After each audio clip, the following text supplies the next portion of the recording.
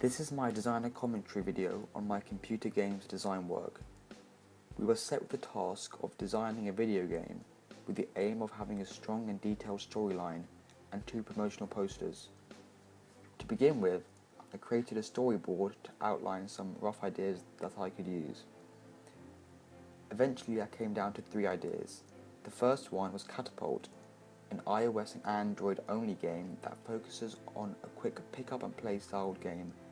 The main premise of the game is to control a catapult in the air, in which one avoids obstacles in an attempt to get the furthest. You play in the Roman Empire during a war. The game starts with an animation of a warrior loading and firing the cannon in order for the player to control. The story is not deep nor complex in order to broaden demographic as well as sticking to the short time space in which the style game is played. The control input of this game is via the use of a gyroscope. You tilt left and right in order to control the catapult ball. You have to avoid incoming arrows, trees and smaller enemy catapults. There are multiple power-ups scattered throughout the game. You can become invincible, have a boost at the beginning, coin multipliers and many more. The strength of these power-ups can be increased either by playtime or via in-app purchases.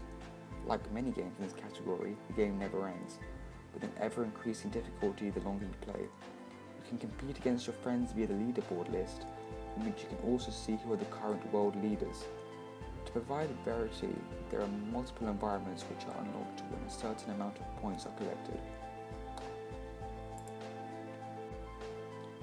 My next idea was a far more AAA styled game. Its platforms range from PlayStation 3, PlayStation 4, Xbox 360, Xbox One and PC. I wanted Shattered Glass to be different to other games in this category that focus heavily on profit rather than a fresh and immersive experience.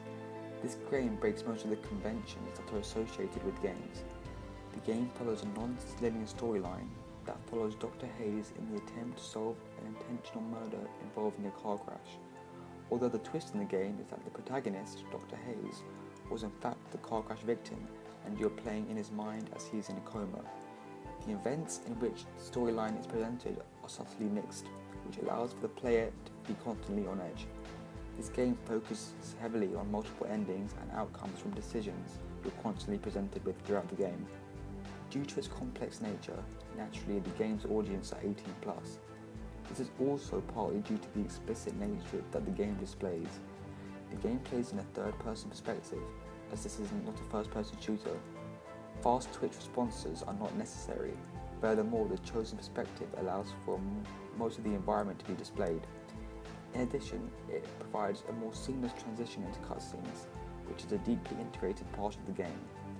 The game plays in a linear style, although the majority of the missions are displayed in a free-roaming form, with a specific objective not particularly specified. My final idea was called Custom Cruise, and is a racing game which provides the ability to deeply customize your vehicles to extreme details such as adjusting the architecture of the engine. The most unique aspect of the game is the fact that it is only played online. Furthermore, in the virtual world it is set in, all the players are real. To elaborate, this is an online-only game, and it is always in the state. By doing this, you are always driving alongside and racing against real people. The game works on a ranking system in which the more races you win and the higher you rank, which will in turn allow you to unlock new cars and upgrades. The map is based off California. Due to this, there are a very broad variety of environments, ranging from long highways to dense cities. Since the game needs to be constantly rendering real players throughout the map, it will need high specifications, as why it is only available on next generation consoles and PC. You are able to customize your character, which adds immersion and allows for the game to feel more personal. Since the game is all online, it is very dynamic. It includes live commentators, which provide commentary on real races throughout the game. There is a true sense of involvement in this game, and there are no computer-generated characters. The game is for all ages, 7+. It has a filtering system which aims to place people in the same server with similarly aged people and similar skill levels. After getting extensive feedback from my tutors and some of my peers, I decided I would go with the game Custom Cruise. Before creating any graphics, I felt it was very important to understand what audience I was targeting. so I began with my market research. In an attempt to reach a broader and age-diverse audience, Custom Cruise is far more focused on the experience it gives to players, rather than trying to imitate the real mechanics of a car. This is aimed at the age range 7 to 40 plus. This is evidently a very broad difference in age, although the game is flexible in the features it offers to cater to these different age ranges. If you want to just pick up and play, you can. There are no complicated menus, just the option to drive. Although if you want a complex, realistic experience, that can also be offered in the game. This is a list of our main competitors. Interestingly, Mario Kart Wii is at the top. This was a driving force to making my game more family friendly, and therefore targeting a bigger audience.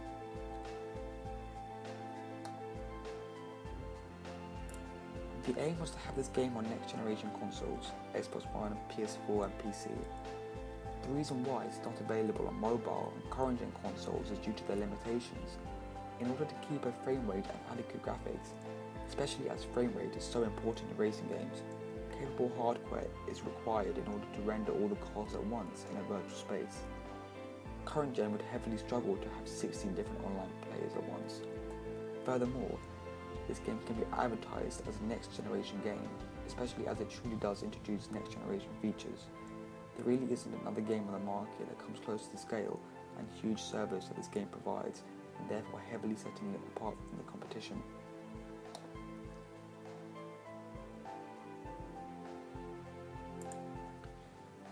The genre of this game is racing simulation.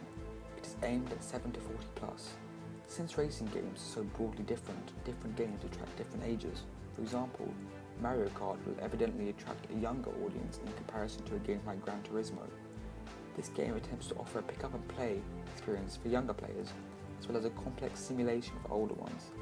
This diversity inbuilt to the game will not only maximize profits, as it is adapting to a wider audience, but will also build a cult following of dedicated players who will continue to play in an ever-evolving and changing environment. To elaborate, the fact that this game is DRM, always online, allows for the environments to actually change over time, in real time. This type of variety that can be implemented throughout the years, keeping the game new and fresh. The next step was creating the graphics for the game. This was the first poster I created. These are early screenshots of the process of making this poster. It was made entirely on Photoshop. This was because the graphics tablet was heavily used throughout, and this particular software gave far more flexibility in painting styles and image manipulation. Most of the poster was hand-drawn, with the background shot in the front of the car being a photograph. I also used a carbon fiber pattern on the steering wheel, which I duplicated to match and cover the entire surface of the wheel. This is a screenshot of the minimap that was also created in Photoshop. This was a fairly simple task as it has clean lines and block colours. I made this by literally putting up square boxes and applying drop shadows where necessary to give depth. This poster is presented in the first person, which would therefore be appealing to those looking for a simulator game rather than an arcade style. Immersiveness and realism are represented in this particular graphic, although my next poster is quite different.